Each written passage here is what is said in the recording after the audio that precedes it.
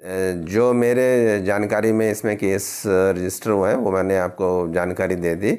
और एक और मामला जो लोकल यहाँ हमीरपुर का था, जिसमें एक एजुकेशन इंस्टीट्यूशन है वहाँ पे एक एनओसी जिसको वो बता रहे थे कि टाउन एंड कंट्री प्लानिंग के ऑफिसर से प्लानिंग के ऑफिस से जारी हुआ है। तो क्योंकि कंसर्न्ड ऑफिसर ने इसमें कंप्लेंट की थी कि इस तरीके का एनओसी उनके ऑफिस के द्वारा जारी नहीं किया गया है, तो उस पर भी इसमें केस रजिस्टर किया गया और इन्वेस्टिगेशन उसमें जारी है। तो ये इन्वेस्टिगेशन में पता लगेगा कि उसमें उसको बनाने के लिए और उसको किस तरीके से इस्तेमाल किया गया और उसमें कौन लोग इन्वॉल्व थे।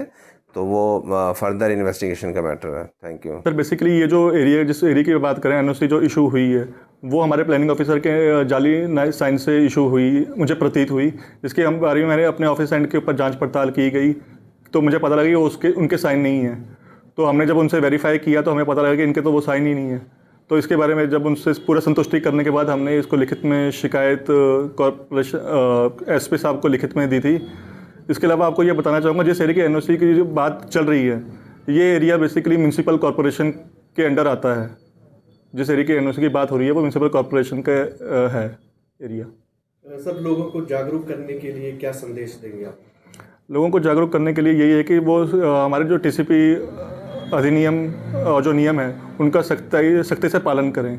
मैं आपको यह बताना चाहूँगा कि आज की डेट में हिमाचल प्रदेश सरकार के द्वारा एक नोटिफाइड प्लानिंग एरिया और स्पेशल एरिया के बाहर अगर किसी ने 1000 स्क्वायर मीटर के बाहर कोई कंस्ट्रक्शन करनी है, देन उन केस में उनको टीसीपी से अप्रूवल लेना मैंडेटरी है, चाहे वो भले ही वो एरिया टीसीपी एरिया के अंदर आते हैं या नहीं आते।